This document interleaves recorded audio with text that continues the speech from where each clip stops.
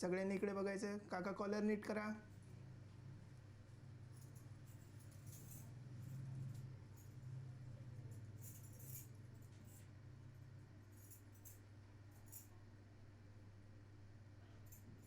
तयार सगळेजण? इकडे बघायचं माझ्याकडे. हसा.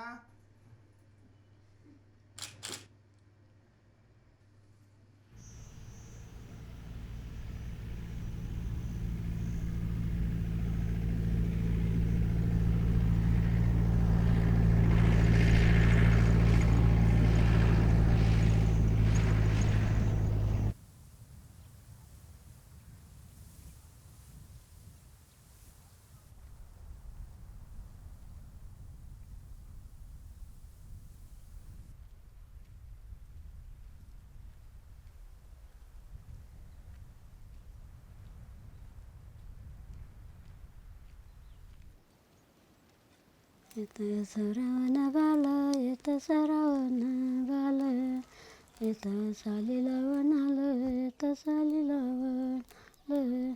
यानं संदंटावरीला, यानं संदंटावरीला, संदून तर कापिला, संदून तर कापिला. यानं पाहिली गावाटी, यानं पाहिली गावाटी, यानं सन्नाव मारिली, सन्नाव मारिली. संदून धरणीला पाडीला, संदून धरणीला पाडीला. यानं पाहिली तिसरी गावाटी, यानं तिसरी गावाटी.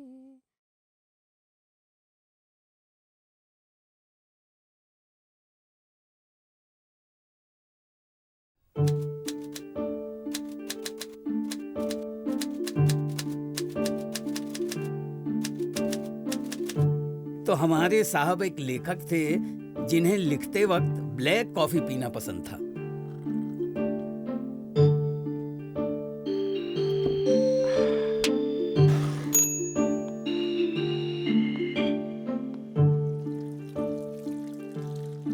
और हमारी मैम साहब को पौधों से बहुत प्यार था,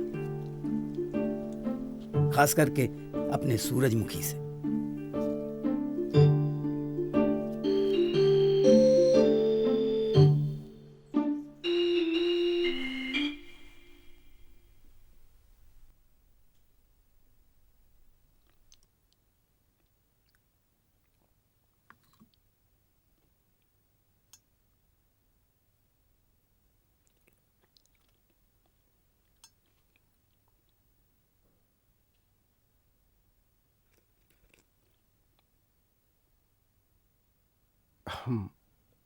अच्छा है ना? अच्छा है।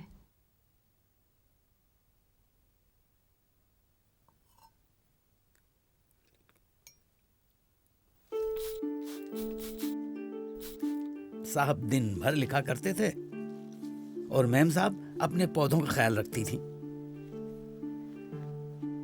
हाँ, पर जो भी कहानियां साहब लिखा करते थे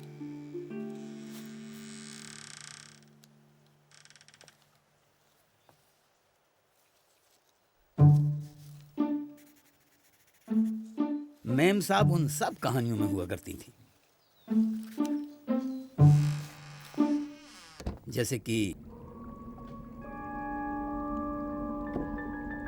अकेले रहने वाली वैज्ञानिक की कहानी, जो मरे हुए लोगों को जिंदा करने की कोशिश करती रहती है।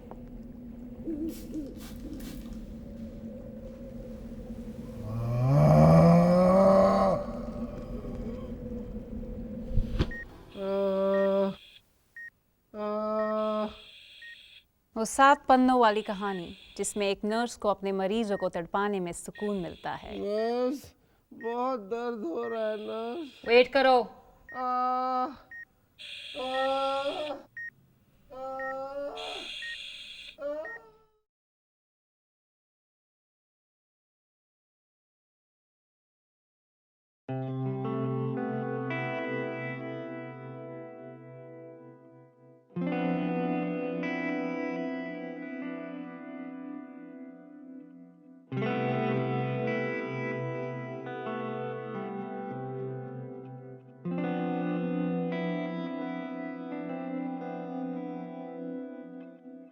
लागे रे तो से मोरे नैन,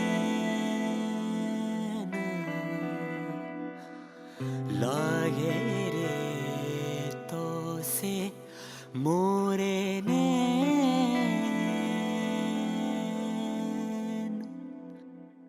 कुछ ना जानू क्या है दुनिया रे,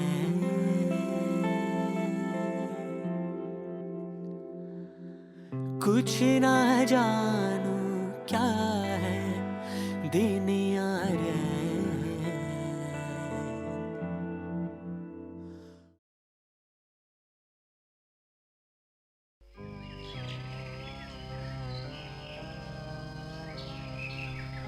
Once upon a time, there was a young man who, to spark up his dull life, he came up with a grand plan.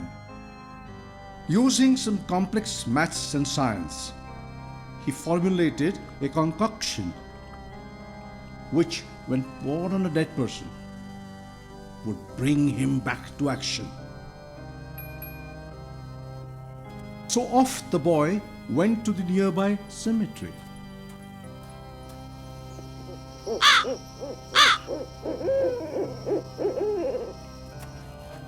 And he came back with a coffin containing a late Mr. Chatterjee.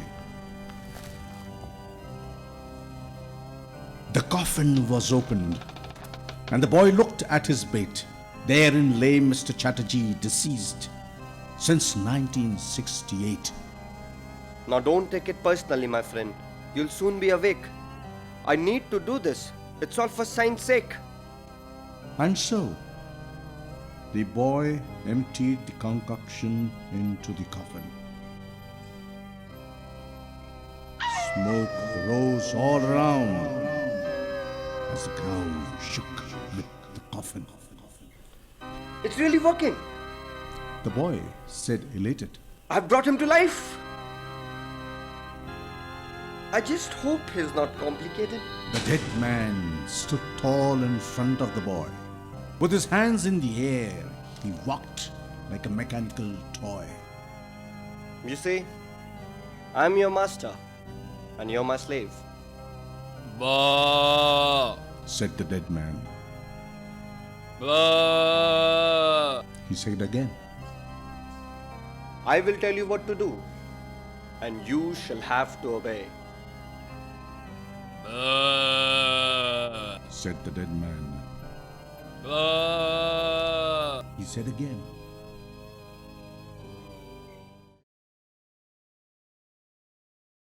Swiggy का impact मेरी family life पर भी काफ़ी है। Even मेरा birthday cake भी Swiggy के नाम से मेरे घर वाले सेलिब्रेशन करते हैं।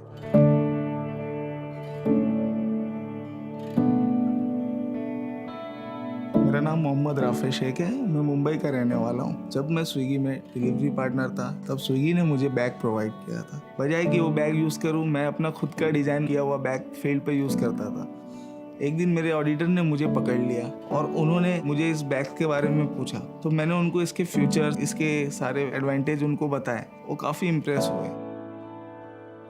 बजाय कि मुझे पेनल्टी कर दो, उन्होंने मुझे सिटी हेड की तरफ रिफ़र किया। जब मैं सिटी हेड के ऑफिस गया तो वहाँ की टीम मेंबर्स और उनको मैंने इस बैग के डिज़ाइंस के बारे में और इसके फीचर्स बताए, तो वो काफ़ी इम्प्रेस हुए। कुछ चेंजेस उन्होंने मुझे दी। उस चेंजेस करने के बाद मुझे फर्स्ट कॉन्ट्रैक्ट 300 बैग्स का स्विगी ने प्रोवाइड किया।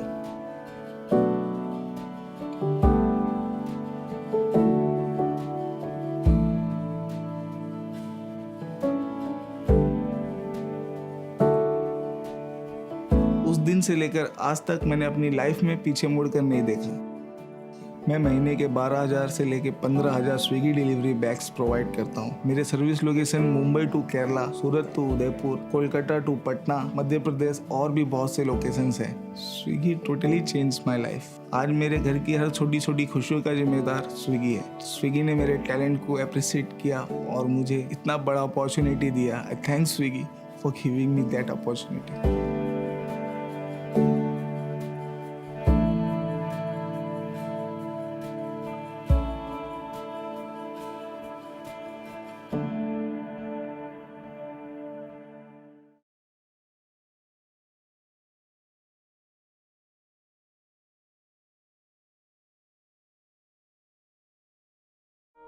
इतनी बदमाश थी वो लड़की।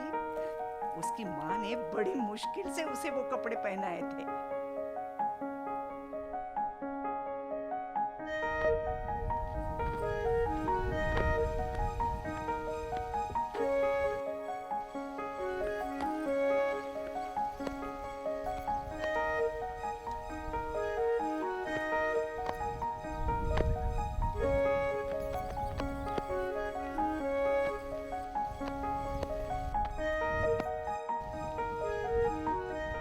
क्योंकि उसकी माँ ने उसे वो कपड़े उतारने नहीं दिए। वो उन्हें पहनकर ही तैरने चली गई। सारे लड़के उसे डरते थे, बात बात पर उन्हें मारती थी, उनके बाल खींच देती थी।